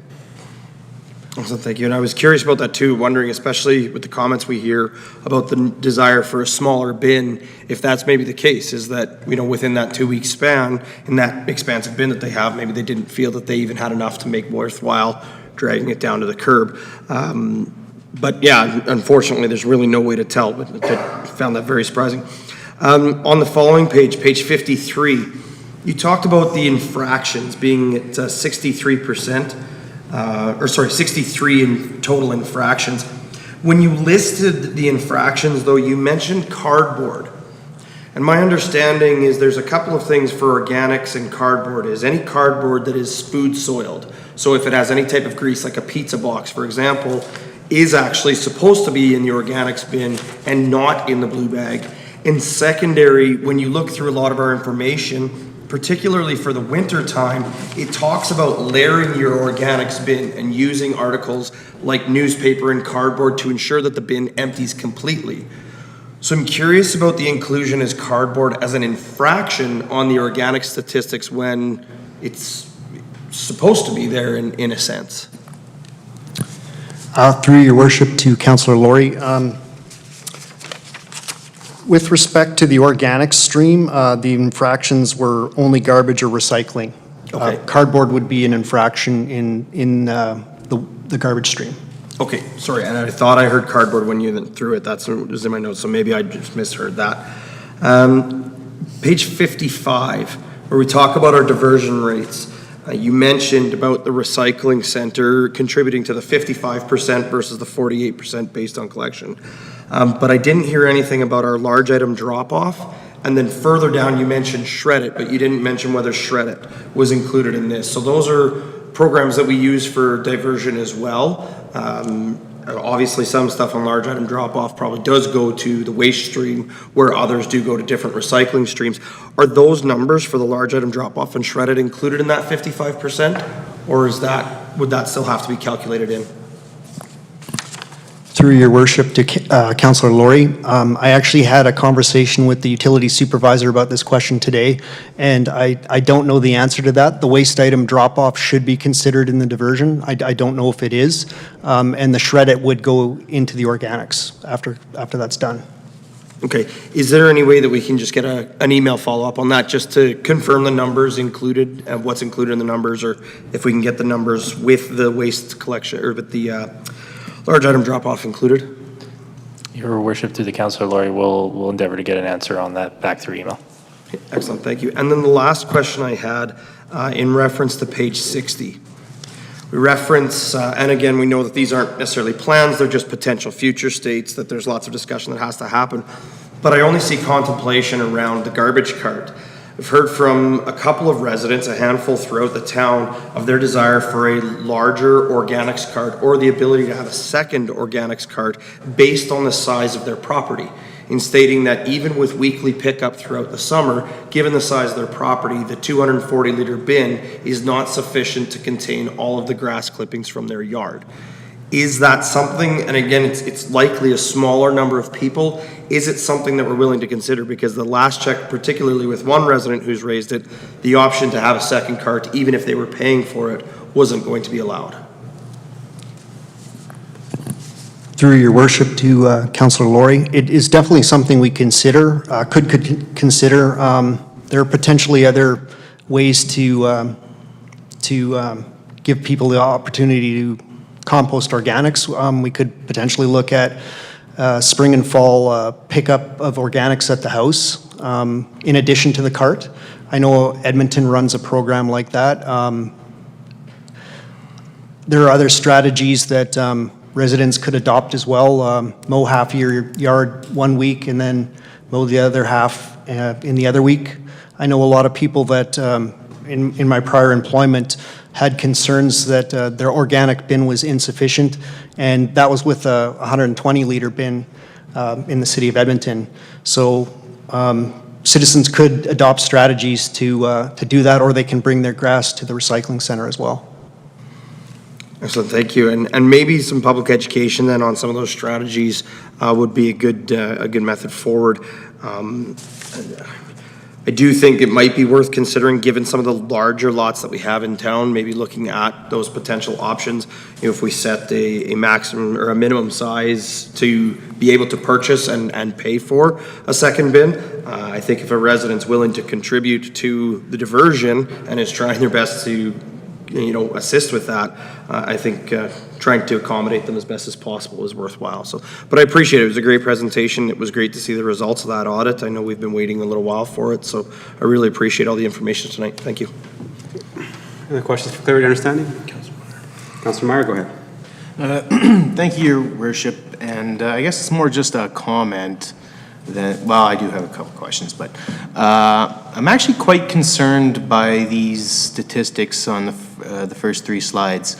I mean, the way I'm reading this is clearly our organics and recycling portions are underutilized. So my comment is, before we say things like, and again, echoing Councillor Laurie's comments, I do appreciate the future state. We're just blue sky talking. We're not. I would say we really should get an answer to why there, because when I see no change to a program that looks like it's not being utilized, that gives me concern that we're overpaying, we're overcharging residents for a service that, the way I'm reading it, they're not using. So that's just my comment there. Turning to page 59, I'm just curious when we talk about changes for 2024 in the household hazardous waste, just looking at the picture, I see used oil in there. I'm curious if that's what we're calling hazardous household waste? Because the picture says used oil, and I think that's a great idea. I'm just curious if that's, because it doesn't mention used oil anywhere other than the picture. Through your worship to Councillor Meyer, the picture on the slide here actually has a bunch of different materials. You'll see glass and styrofoam in addition to used oil, tires as well. So this was just a concept that our student created showing that it was possible to add items to the site. I think there's some flaws in the way it's laid out, but there definitely is space to add materials, new recycling materials at the site. And just another question. I'm just curious also, the tire recycling, I'm curious if some consideration to, I see it's no cost to the residents, I imagine. I can't imagine it's no cost to the town. I'm curious if administration has any comments on that. Through your worship to Councillor Meyer, actually this program is supported by AMRA. So they would provide us with the receptacle, and also it would be no disposal costs on the tires. Oh, wonderful. Thank you. That's all the questions I have. Okay. Thank you. Any other questions for clarity and understanding? Okay. Seeing none, I'm just going to piggyback on Councillor Meyer's question regarding the tire recycling. I understand that's part of the Alberta Manufacturers Recycling Association, so it doesn't cost us anything. But in terms of why would we want to put this here when we can partner with the businesses in our community? We have Ontario Tire, we have Tirecraft, we have OK Tire, we have also the other dealerships that do sell tires that also collect tires.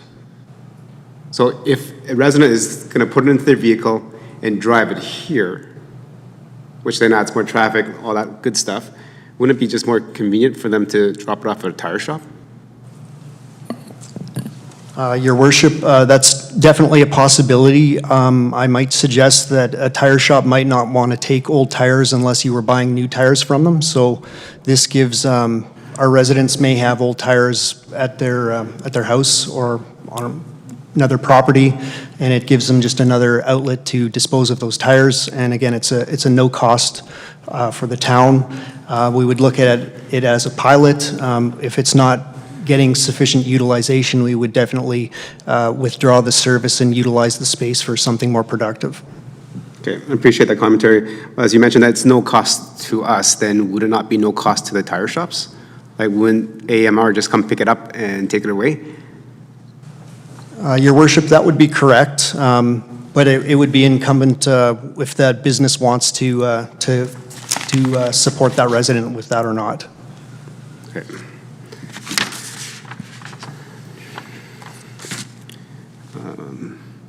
Okay, I think during the presentation you mentioned that there's a couple of attempts to break into the electronic sheds. Okay, explanation why that people like to break into the electronics recycling sheds? Your worship, we have residents that dispose of electronics. Not all of those electronics are necessarily dead. Some of them are functional.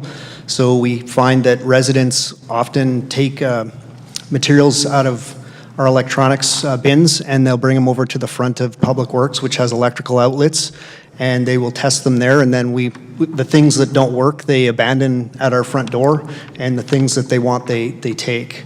We've also found that they get into our paint aerosol can supplies. It's quite impressive, actually. They bring bolt cutters and zip disks and all sorts of things that you wouldn't imagine they would do. So we'd like to add, to fence in those more sensitive materials that we're experiencing problems with. Okay. Okay. Go ahead, Councillor Pletchko. I'll let you go. Yes, thank you, Your Worship. Just adding on to the question of the recycling of the of the electronics. Have we considered partnering with Shanked Computer Recycling out of Atchison? They're a business that provides bins to a number of places where they will take that and recycle it. They ship it off to a number of places. Through your worship to Councillor Pacheco, they may be our supplier. I would need to, just to be 100% certain, I think we need to get back to you through email, but they may actually in fact be where our electronics go. Thank you. Appreciate that. Okay.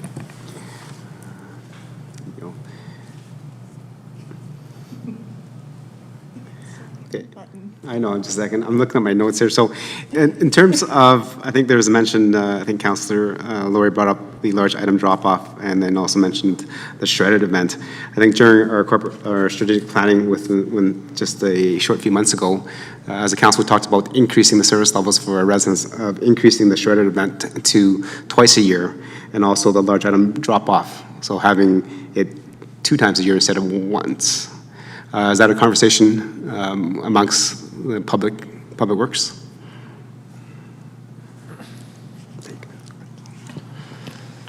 Your worship, through the, your worship, pardon me, as of right now, it's, what's presented here is the status quo for this particular update. It is something we're engaging internally to see what we can do for the service, if it's something we can extend to twice a year. Okay. Councillor Williams? Thank you, Worship. Just going off the shredded event, there were some conversations at Strat Plan in regards to it, and residents being turned away if they were shredding home business paperwork. Can you confirm or deny if that was the case? Through your worship to Councillor Loynes, I can't speak to what was done last year. Our intent is if you're a resident of the town, you will be able to bring approximately 5 boxes of paper, even if it is business use, as long as you are a resident of the town. And what is approximately 5 boxes? Are we talking paper boxes? Are we talking an Amazon box? Your worship, through to Councillor Loynes, I would say paper boxes. Again, there'll be a bit of flexibility for our worker on the site. What we don't want is people bringing a truckload of paper. If residents are kind of respectful of the quantities, it's not a hard 5 boxes, it's, a reasonable amount of paper. Okay, and then one more question. If we're only going to do a single event, being that this is the status quo, is 4 hours going to be long enough if roughly 185 residents bring, again, approximately 5 boxes, that's 925 boxes. Is 4 hours going to be sufficient for somebody to get all their stuff done? What happens if they're in line and 4 hours hits? Are they turned away? Through your worship to Councillor Loynes, that's a very good question. I know that we did 4 hours last year, and I did not hear any feedback that we needed to extend it. We could look at extending the event to 5 hours or 6 hours, but we haven't really considered that yet. Okay, thank you. Councillor Hanson, you had your hand up. Go ahead. I did a couple of things, Mr. Mayor. I have heard from residents that they really appreciate the shredded event, but they did need to be able to bring more paper. I'm not sure 5 was the limit last time. It may have been. People save their paper all year to not put it in the trash. They can put certain things in their recycle bins. But if it's papers that have identifying information, people will not put that in the recycling bins. They don't want to be a victim of identity theft or somebody trying to get into their business accounts or their bank accounts or whatever. I have had people ask, can we not have it for at least a couple of more hours on the shredded day, or have 2 separate events and then if we're limited to 2 boxes, 5 boxes, whatever it is, then at least we can dump it. They're piling this up in their garages or a storage shed and then bringing it and then finding that it really doesn't meet the need for ridding their property of these items. And then people will get tired of it. I mean, our goal is to reduce what goes in the landfill and to give people a safe place to get rid of the sensitive papers. So I guess I'm a little bit perplexed by limits, although I do understand there are those that will push the limits and show up with a half a pickup truckload or whatever. So just a suggestion, I have heard that people, if you go on chat sites after the event, lots of people are saying, I wish it was longer. I had to work all day today. I had stuff to bring, but I couldn't do it that day. I had nobody to take it for me. The other thing is, I often wonder about apartment buildings, because certainly shredded is something people can bring their papers to, but they don't have a lot of storage in apartment buildings. We have a lot of apartments in Stony Plain. So I really do think the wisdom of 2 days would be better, because it does allow people, some people just don't have storage space for that kind of thing. The other thing I wanted to mention was about the tires. I discovered this last summer in getting rid of tires that had piled up under my deck for years. We ridded our property of 21 tires. Some vehicles we don't even have anymore. And I was told to check out Spruce Grove Recycling Center. They have a fenced area. It's not a building. A fenced area, quite high, barbed wire around the top, and you can drive there, and they give you very specific instruction. Go to the back, right behind the paint shed, unload your tires, stack them. We do have cameras, we're watching. You stack them neatly, one on top of the other. That allows us to take a maximum number of tires and not just have them helter-skelter all over the yard, where eventually it becomes not usable for people. So I had to have somebody go with me, because I couldn't even lift the tires to the heights. Some of those were like 7, 8 tires tall in the stacks. I couldn't do that. But they don't charge to do it there. I also asked 2 places where we have purchased tires if they would take our tires. Keep in mind, I had 21 of them to get rid of last year. And I was told there is a recycling fee charged when you buy tires that are supposed to help cover off the cost of getting rid of them. But most of the business owners have a small area to deal with the tires when they're selling new tires and changing out the old tires. They don't want everybody's tires, because they soon would not have room to store the tires they take off of the vehicles when they're putting new tires on them.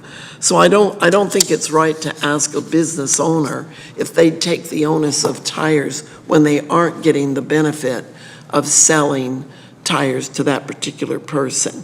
But a recycle setup like they've got in Spruce Grove is quite good, and Spruce Grove didn't differentiate with us being Stony Plain residents or Spruce Grove people or Parkland County even.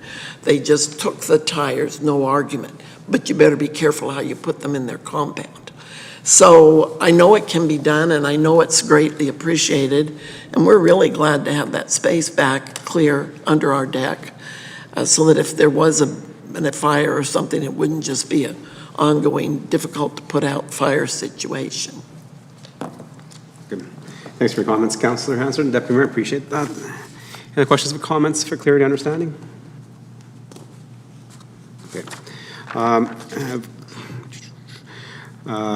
Just a comment and a question. I think I'm glad to hear that our managers said that having a gated facility is not looked upon or not favored, so which is really good. I appreciate that, having the access 24 hours a day, 365 days a week, that if we needed to drop things off at different times, that is still accessible.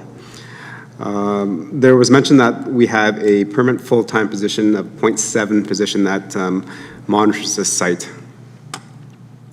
How does that kind of impact the usage or the efficiency of this? In terms of like 0.7, is it just to monitor the electronics, or monitor something that's not supposed to be there? Because I've been there many times in the evening and nobody's there. Sometimes I'm during the day and nobody's there either. So, like, the rationale behind having a 0.7 of a tenant there? Your worship, our employee works 2 on, 2 off, and then sometimes it's 2 off and then 3 on. If the employee's first day is a Friday, he'll work a 3-day and it'll cover the weekend, and then it'll be 2 off and then 2 on, et cetera, et cetera. Typically, when he's not there, there's generally some cleanup when he comes back, but overall, I think he does a pretty decent job of keeping the site in order. Okay. So with that explanation, so wouldn't it be better just having a public works staff member or a crew that's part of the parks that are cleaning up just to clean up this area every day as well, instead of having somebody 0.7 position in this? Your worship, thank you for the question. So the effectiveness of having someone on site allows for some clarity for the residents when they are present, and also, as the manager mentioned, there are times where some of the accumulation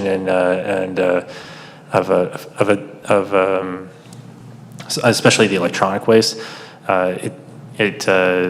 it's good for there to be a person that understands the site specifically, so that they can take an address and make sure that things go to where they're supposed to be. That's not to say that if we had a rolling person, rolling individual through the town's operator side go through, that we couldn't do that. But having a dedicated person is a good resource to support the facility in the way it's meant to be, I guess, well managed on the site.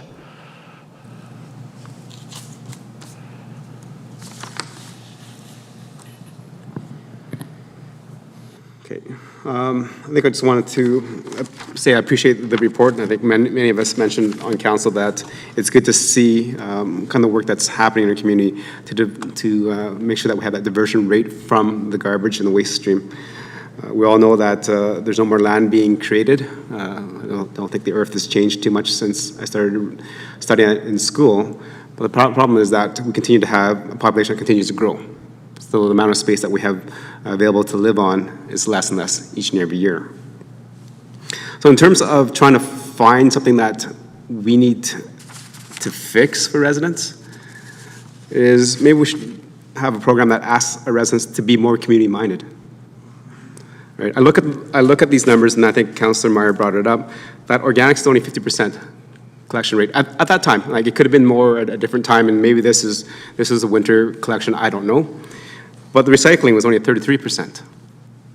You know, Deputy Mayor Hanson mentioned that, you know, a good strategy is to go to the schools and get our youth involved so that we have a larger uptake. So instead of everybody asking for the municipality to solve issues and concerns, it's about working together as a community. And in terms of garbage, I know for a fact that there are a few people on my street that work together and only put one garbage bin because they don't need to. That's working together as a community. I have residents that say that they need a larger green bin. Once I visit their site and talk to them and with their neighbors, they've decided to utilize the neighbors' green bin as well. That's community. That's not like just asking for another bin because I need more for my own yard. Is working together as a community saying, if my neighbor is not using it, I can use theirs. Right? That's how we know when people are in our community that shouldn't be there, help protect crime, promote safety in our community. It's not about always making sure that we as a community, as a municipality, address those issues. It's about showing the residents how to actually address them together as a community. So I do appreciate that, and I think with the usage rate of the recycling organics, is there a better way, as Councillor Hanson mentioned, to get more usage out of this?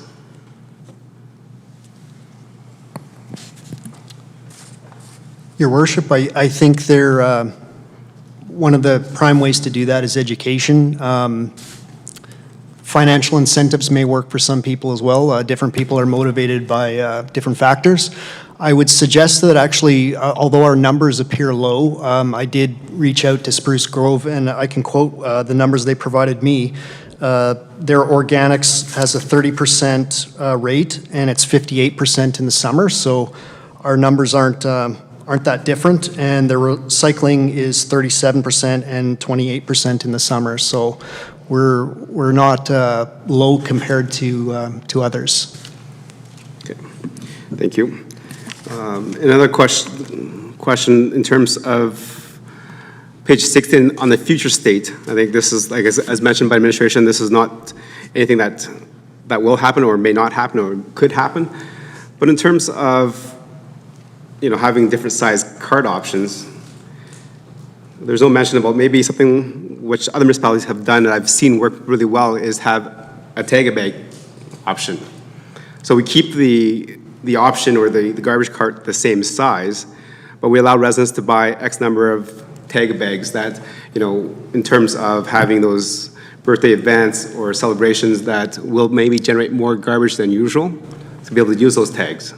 So instead of having, again, trying to solve everybody's problems to make everybody happy is to make a system where, people can work together as a community to make this work. So if I have a bag, for example, if I live and I have 5 extra tags each and every year that I can use as part of my service level, if I don't use it, and I know my neighbors, because they have twins, they have a birthday party which generates way more garbage than a normal birthday party would, is to actually let me use one of my tags.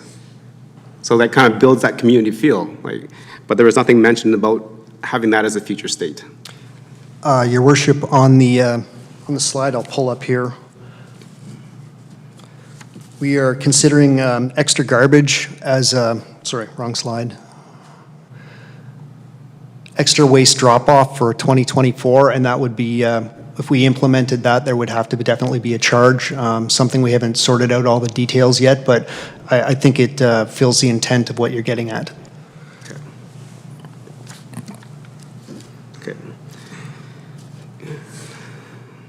Okay, I think that's all the questions I had, so thank you. Members of council? No. With that, Councillor Meyer for motion, please. Yes, thank you. That the 2023 waste progress update be accepted for information. Thank you. Members of council, any questions, comments, and debate on the motion?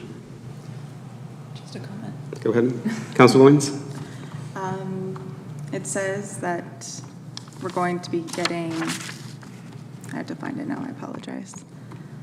The update, this was the update, I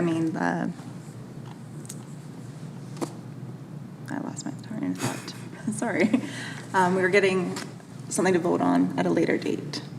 The update. Do you know what I'm talking about now? Well.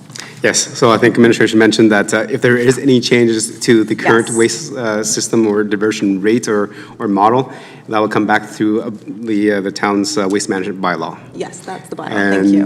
Do we have a date? at this point in time, it's not coming back because it's still in the conversation of how the future state should be. Okay, thank you. Glad you answered my question. Thank you. Any other questions? Councillor Meyer, go ahead. Thank you, Your Worship, and it's just a comment, and it's a bit of a harsh criticism.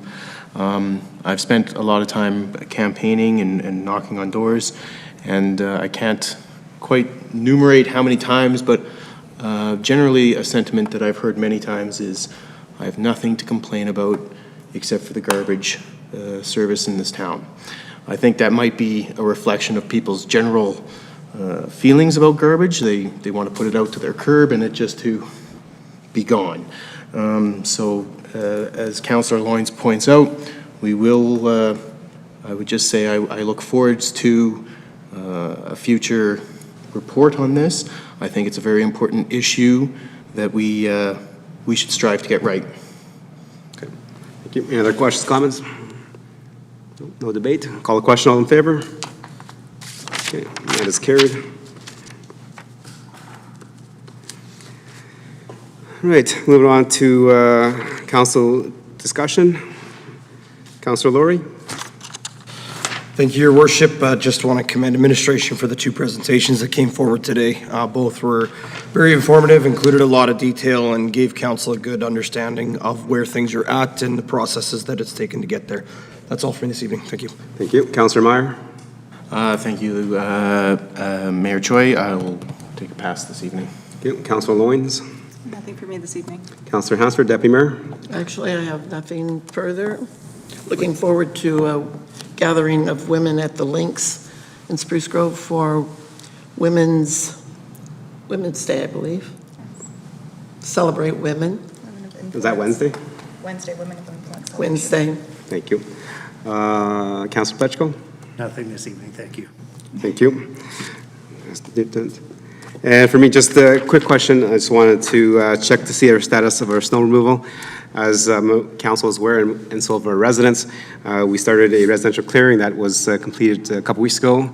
And based on our snow services bylaw or something like that, we do back alley clearing after the residential clearing is complete. Can you provide a status update of where we are in the back lane snow removal? Your worship, I was given an update by the roads foreman early in the day today that it would be completed today, and if it was not completed today, it would be completed early tomorrow. Okay, thank you, appreciate that. And just another feedback, I received a couple comments and thanked our staff for having the dual signs over by the starter school and the Francophone Starter School over by the old Memorial Composite High School. If you had the opportunity to drive by, it does have the dual signs, so which is really good for the starter school that we have in our community. So.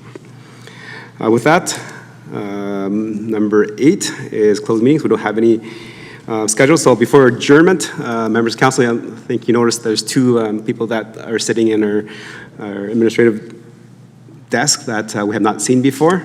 And to our left is the manager, Dean, that has been with us for quite a few months now, but have not presented, so this is your first time. So please provide a little update about yourself. Thank you, Your Worship. I'm rolling up on the 6-month mark here shortly for my tenure with the town.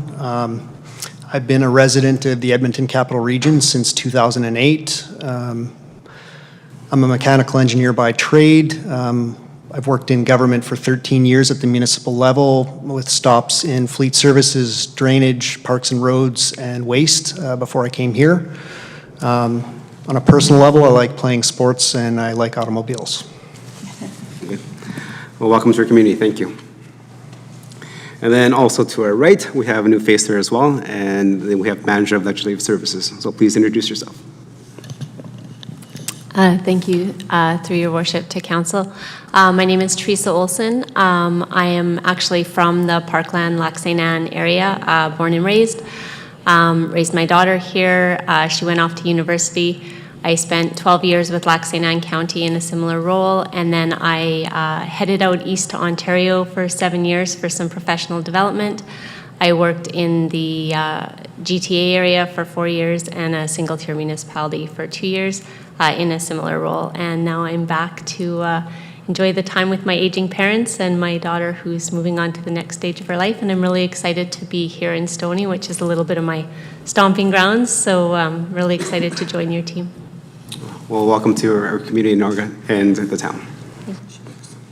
Okay, with that, hit number 9, which is adjournment. So thank you much, administration, for providing those reports. They're very informative. Hopefully that we can spread the word to our residents of what's happening in our community. Today, we're adjourned.